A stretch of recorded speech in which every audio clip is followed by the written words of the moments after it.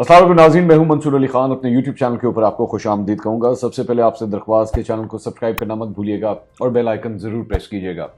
नाज़रीन, इस वक्त पूरा पाकिस्तान एक पाकिस्तानी जवान, मैं इसका लफ्ज़ इस्तेमाल करूँगा, और एक ऐसा दिल वाला और जिगर वाला अली सतपारा का इंतज़ार कर रहा है कि उस हवाले से कब कोई खबर आए। और टेलीविज़न स्क्रीन, सोशल मीडिया, हर जगह एक ही तरफ कॉन्सेंट्रेशन है कि अली सतपारा की हमें कोई खबर मौसूल हो। अली सतपारा कौन है? अली सतपारा जो है वो एक कोपैमा है और वो एक ऐसा हीरो है पाकिस्तान का जिसको कम लोग ही जानते हैं।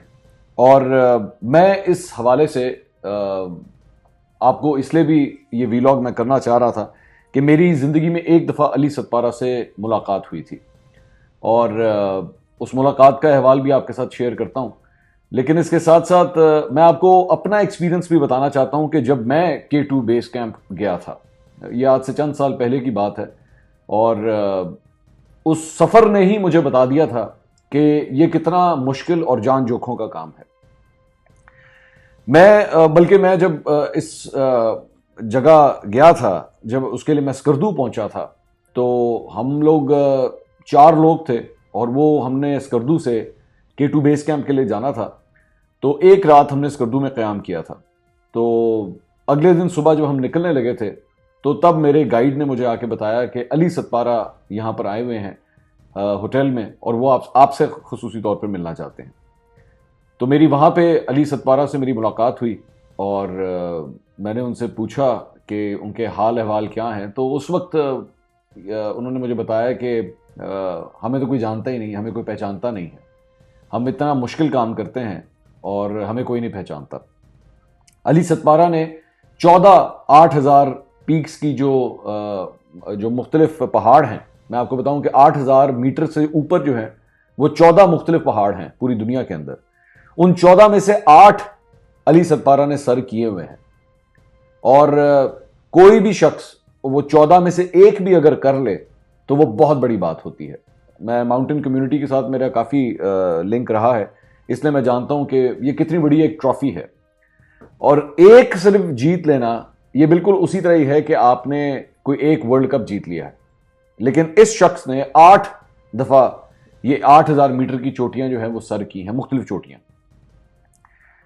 अगर आप सिर्फ वहां से निकलें, स्कर्दू से निकलें और K2 बेस कैंप के लिए आप चलना शुरू करें तो सबसे पहले आप स्कर्दू से मेरे ख्याल में 6 से 7 घंटे की जीप ड्राइव है जो आपको अस्कोले गांव की तरफ लेके जाती है।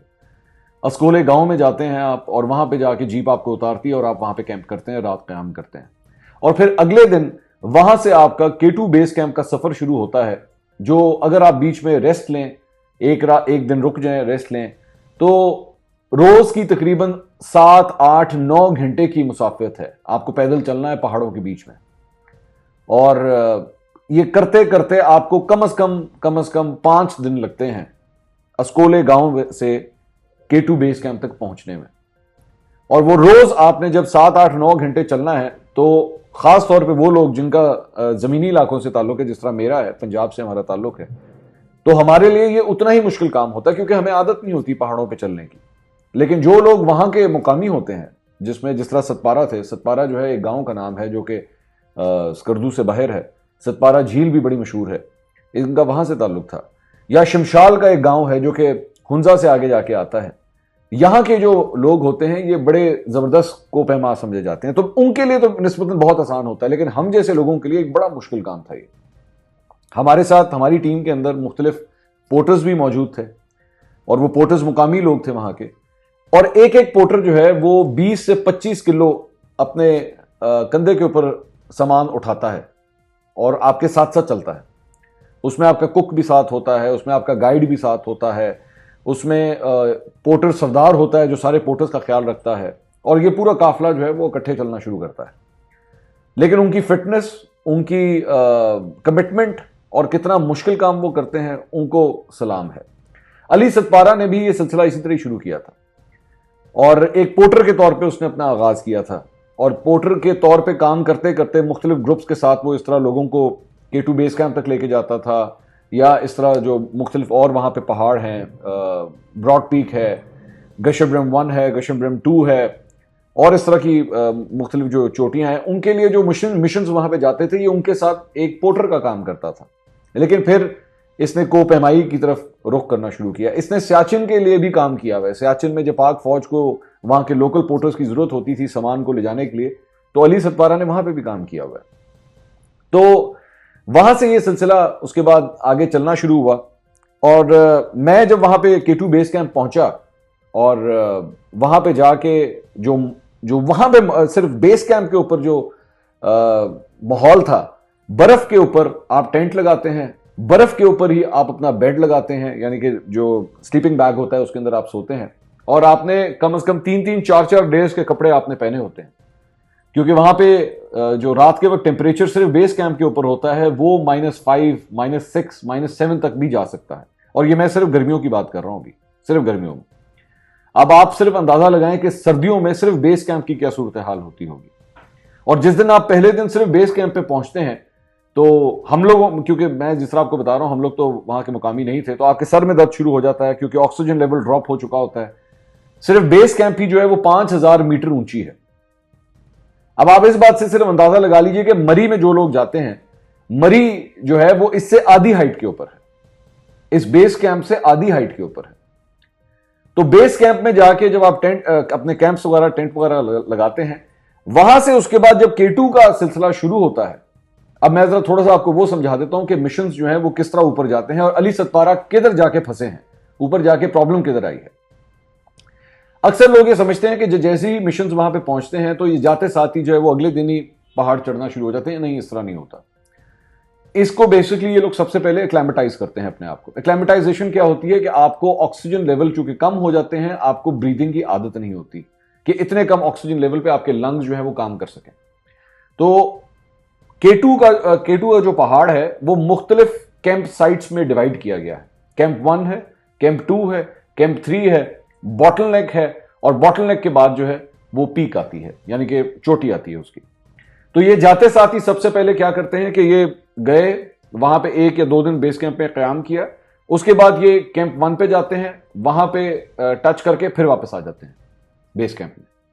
उसका मकसद ये होता है कि आपके लंग्स को थोड़ी सी हाइट और मिले और वहां से फिर आप दोबारा वापस आ जाए। उसके बाद फिर ये नीचे क्याम करते हैं। उसके बाद अगला जो उसका मिशन होता है उसमें वो कैंप 2 तक जाते हैं।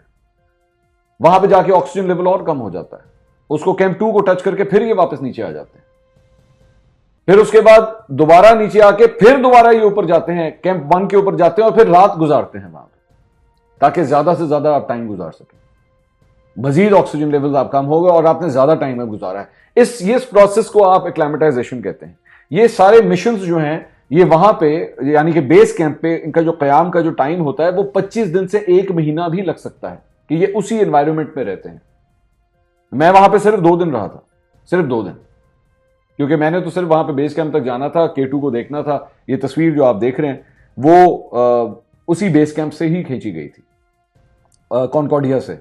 और कॉनकॉर्डिया में आप उसको टच करके फिर आप वापस आ जाते हैं। लेकिन ये चूंकि कोपेमा थे और इन्होंने सर करना था, तो ये अपने बेटे के साथ और 2 और इनके साथ जो कोपेमा थे उनके साथ ये ऊपर गए। पहले इन्होंने अटेम्प्ट किया, लेकिन वहां पे वेदर चूंकि खराब हो गया तो ये सारे ही वापस आ गए और इन्होंने इंतजार किया कि वेदर जरा दोबारा बेहतर हो, हम फिर दोबारा ट्राई करेंगे। उसके बाद ये सेकेंड अटेम्प्ट में दोबारा ये लोग ऊपर गए कि इस मर्तबा हम उसको सर करने की कोशिश करते हैं। लेकिन कैंप 3 से जब ये ऊपर जा रहे थे तो इनके जो बेटे हैं अली सतपारा के, साजिद सतपारा, उनका जो इक्विपमेंट उनके साथ था जिसमें बहुत सी चीजें ये लोग साथ लेके जाते हैं, उसमें से वो टेक्निकल उसके अंदर फॉल्ट आ गया। तो अली सतपारा ने अपने बेटे को वापस भेज दिया कि आप चूंकि आपके पास सामान अभी तक ठीक नहीं है, इसलिए हम किसी किस्म की भी गलती की हमारे पास गुंजाइश नहीं है, आप वापस नीचे चले जाएं। इन्होंने अपने बेटे को वापस भेज दिया। माउंटेनिंग के अंदर एक बात हमेशा ज़हन में रखिएगा, आपकी अगर एक चीज भी खराब हो गई है या एक चीज भी कम हो गई है, मिसाल के तौर पे आपने जो जैकेट पहनी हुई है, ये जैकेट जो होती है ये इतनी गर्म होती है कि अगर आप इसको लाहौर में या इस्लामाबाद में सर्दियों में अगर पहन लें तो आपके पूरे जिस्म पे पसीना आ जाएगा। ये इतनी गर्म होती है। ये -30, -40 तक के टेम्परेचर को जो है वो संभाल सकती है, इसमें कोई प्रॉब्लम नहीं होती। इनका जो स्लीपिंग बैग होता है जो ये साथ लेके जाते हैं लेटने के लिए, सोने के लिए, वो भी इतना गर्म होता है कि वो -30, -35, -40 तक के टेम्परेचर को संभाल सकता है। लेकिन उसके बाद जब आप कैंप 1, कैंप 2, कैंप 3 और बॉटलनेक को जब आप क्रॉस करते हैं तो K2 की पीक के ऊपर जो टेम्परेचर्स पहुंच जाते हैं वो -60 डिग्रीज तक चले जाते हैं। और -60 डिग्रीज का मतलब यह है कि आपकी आंख के अंदर जो लिक्विड मौजूद होता है ना, आपकी आंख के अंदर, वो भी जम सकता है। आपकी उंगलियां अगर बाहर रह गई हैं तो आपकी उंगलियों की टिप्स जल सकती हैं। आपके जिस्म का कोई भी हिस्सा अगर उन कपड़ों से बाहर रह गया है तो उसके जलने का खतरा होता है, वो जम जाता है वो सब। और वो आपकी अगर ये उंगली जम गई है, इसको आप यूं अगर तोड़ेंगे तो आपके हाथ में भी आ सकती है। इतनी सख्त सर्दी होती है।